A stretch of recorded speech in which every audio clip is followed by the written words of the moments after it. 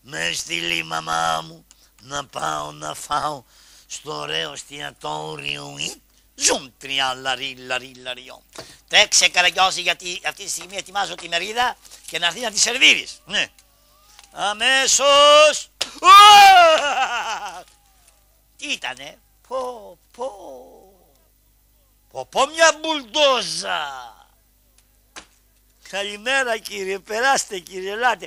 Σιγά βρε βλάκα, τραβάς, αυτή είναι η μύτη μου. Έλα μέσα βρε με το κλαρίνο που το κουβαλάς μαζί σου, θα πεις ότι είναι μύτη αυτό. Μετά από τόσα χρόνια, κύριε Σπαθάρη, όπου ο Καραγκιόζης δεν έμεινε ποτέ στατικός, που περπάτησε μέσα στους αιώνες, κατέληξε τώρα καρφωμένο στον τοίχο του μουσείου σας. Οι πρόγονείς σας δεν αισθανθήκανε την ανάγκη να ιδρύσουν κάποιο μουσείο. Ο τρόπος τους να διονύσουν τον Καραγκιόζη ήταν απλά να σας παραδώσουν τη σκητάλη. Λέτε πως ο ήρωάς μας ολοκλήρωσε τον κύκλο της αποστολής του και ήρθε η ώρα να ξαποστάσει. Δεν νομίζω γιατί έγινε το μουσείο πρέπει να αποστάσει ο Καραγκιόζης. Ο Καραγκιόζης είναι να παίζεται.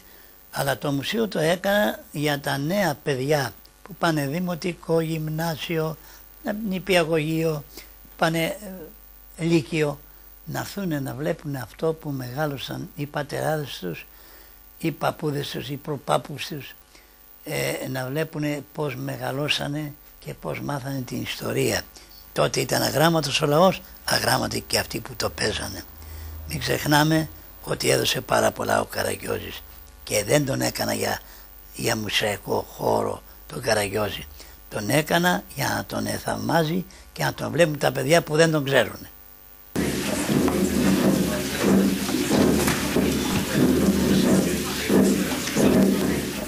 Τα μαύρα μάτια του Καραγκιόζη, τα μάτια σας, είδαν από κοντά την κατοχή.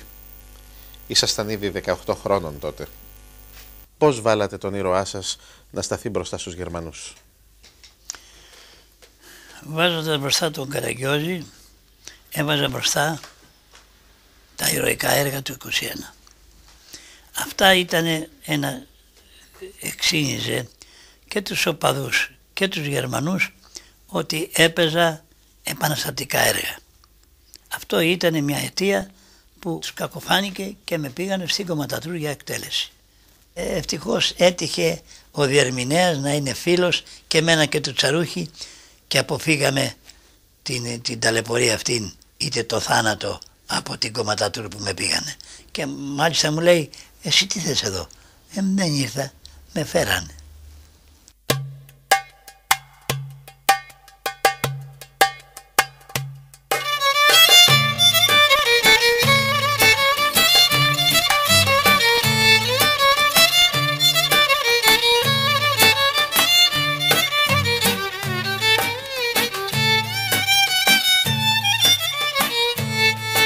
Στη σκάλα πανεβαίνεις, βασιλικός αναθή,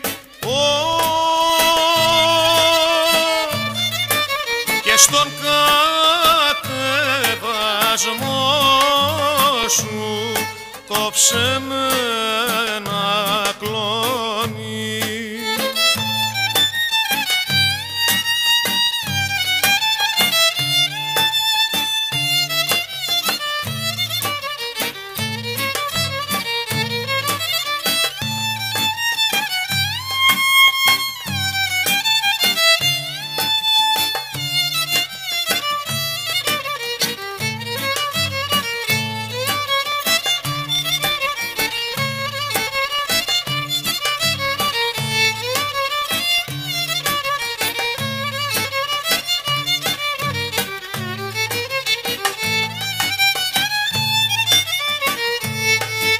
Καημό μεγάλο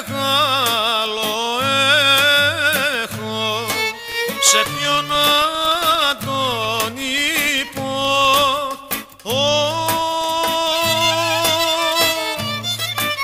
που με έχουν πληγωμένο δυο μάτια που αγαπώ.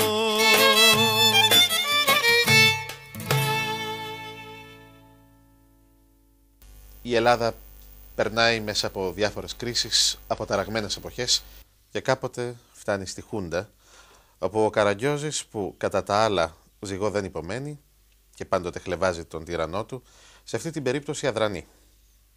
Ενώ δεν φαίνεται να ενοχλείται και πολύ από τις γελοιότητες και την έπαρση του καθεστώτος.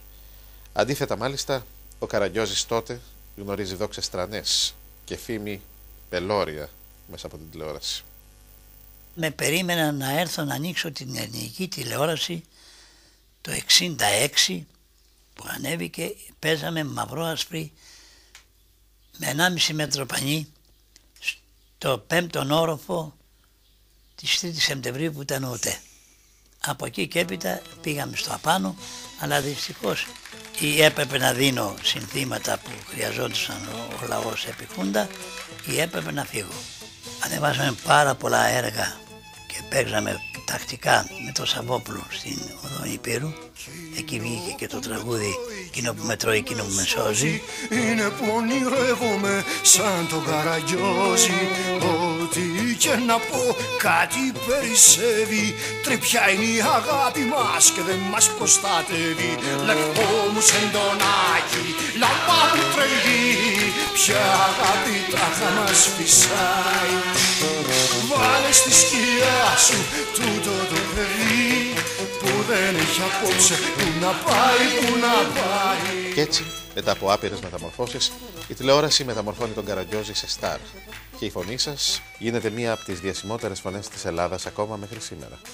Τόσο που όταν κάποιος θέλει να μιμηθεί τον Καραγκιόζη, ασυνείδητα μιμείται εσάς.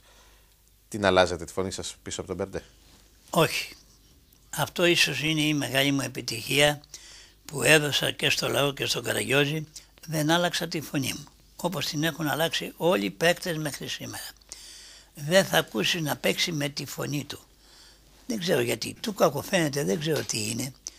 Εγώ το άφησα όπως ήταν, τη δική μου φωνή. Και περπατάω στον δρόμο και λένε ο Σφαδάρης είναι. Λοιπόν, δεν κοντά να μιλήσω, είτε δεν κοντά να κυκλοφορήσω, ξέρουν ότι ποιος είμαι. Πόσο χρονών είναι ο Καραγκιόζης, κύριε Σπαθάρη? Τον Καραγκιόζη μπορεί να τον κάνεις και 10 χρονών, είτε μπορεί να τον κάνεις στο παίξιμό του και 40 χρονών. Παραπάνω δεν μπορεί να τον κάνεις ποτέ. Διότι ο Καραγκιόζης είναι πάντα νέος και τον βλέπεις για νέο και στο καλαμπούρι του και στη μορφή του και στην απόδοσή του και σε όλα. Και στην εξυπνάδα του. Πότε έγινε ο Καραγκιόζης αστροναύτης? Θυμάστε να μου πείτε κάτι από αυτή την παράσταση? Αυτή τη χρονιά ήταν το 1961 που έτυχε να έρθει ο Γκαγκάριν στην Αθήνα και το φιλοξενούμε στην γιορτή του Δαφνιού. Έρχεται ο διευθυντής, μου λέει το βράδυ που τελείωσα, μου λέει κύριε Σπαθάρη, μου λέει αύριο τι θα παίξετε. Λέω καλά, 3 φορές τη βδομάδα αλλάζουμε το έργο. Τη Τετάρτη θα αλλάξω πάλι έργο. Δευτέρα και Τρίτη παίζω το ίδιο. Την Παρασκευή το άλλο. Την Κυριακή το άλλο. Ναι, αλλά αύριο τι θα παίξετε? Λέω τι είναι Χριστιανέ μου αύριο, είναι καμιά γιορτή? Όχι, μου λέει, πρέπει να αλλάξουμε το έργο. Για πες μου τι είναι? Μου λέει αύριο φιλοξενούμε τον Γκαγκάριν εδώ στη γιορτή του κρασιού. Πες το. Και τι να παίξω? Τι να καταλάβει αυτός ο άνθρωπος? Του λέω εντάξει, τελείωσα, φεύγω, αντίο. Μου λέει τι θα παίξει αύριο, θα το ξέρεις. Λοιπόν, εγώ αμέσως το πιάσα στο μυαλό μου και πάω στο σπίτι μου στην Κηφισιά που έμενα και ξενυχτάω, γράφω το έργο του Καραγκιόζης αστροναύτης. Την άλλη μέρα φτιάχνω τις φιγούρες και το βράδυ το έπαιξα στον Γκαγκάριν. Χάλασε ο κόσμος. Βέβαια όλοι οι δημοσιογράφοι που είχαν τις εφημερίδες στα χέρια τους γράψαν ότι ο Σπαθάρης έγινε μοντέρνος. Και χωρίς να ξέρουν ποια ήταν η αιτία.